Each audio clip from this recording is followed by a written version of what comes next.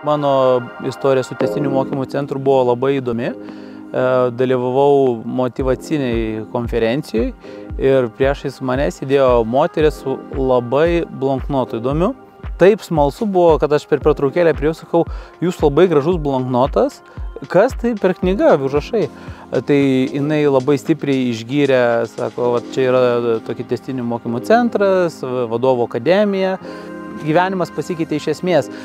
Tai buvo tai, ko aš ieškau, nes vat irgi man buvo esminis klausimas, vat kodėl vieni dalykai tikrai sklandžiai, puikiai einasi gyvenime, o kai kurie klausimai labai sunkiai, labai daug pastangų reikalauja, labai daug laiko reikalauja, vilkinu, atidinėju. Ir iš tikrųjų, šią dieną, kai pats save žinau, tai man iš karto nekyla klausimų ir suprantu, ar tai mano, ne mano, jeigu tai mano, darau, jeigu ne, galbūt kažkam kitam deleguoju. Ir skirtai po Artifex programos atsirado toksai kaip zoomautas ir prieš tai atrodė ir darbuose, visame kame verdu, o vat po Artifexo toksai į viską šiek tiek pavyksta pažiūrėti tarsi iš šalies. Anksčiau buvau kategoriškas žmogus, dažniausiai tikėjau, kad mano nuomonė yra teisinga ir iš tikrųjų daug ginčų, daug tiltų esu sudeginęs dėl to. O vat šiai dienai tikrai pokytis akivaizdus. Mano asmeninis pavyzdys, mano pokytį matė mano žmona, 10 metų santuokoj.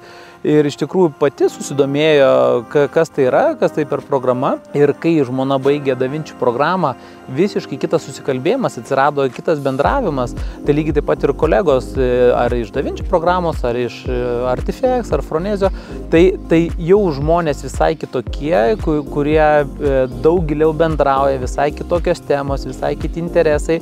Ir iš tikrųjų tas ratas ar draugų pažįstamų jis tikrai labai stipriai pasikeitė, nes tiesiog neįdomu ir vat, su šitais žmonėm čia tokia kaip tam tikra bendruomenė ir labai šaunu, kad yra klubas, yra vat, tęstinė ta programa ir sekantis žingsniai galima toliau dalyvauti, bendrauti, palaikome ryšį, nes iš tikrųjų tam paprastam gyvenime, kasdieniai veikloje labai stipriai to trūksta, to gylio, atvirumo ir va būtent tas pats atvirumas, paprastumas, tie tokie atrodo basic dalykai, bendrai bendražmogiški, kur atrodo savaime suprantami, tikrai to trūksta, o va, sakau, su kolegom ar grupelėje, kiekvieną malonu sutikti, malonu pabendrauti, nes yra absoliučiai kiti žmonės ir norisi būti tame.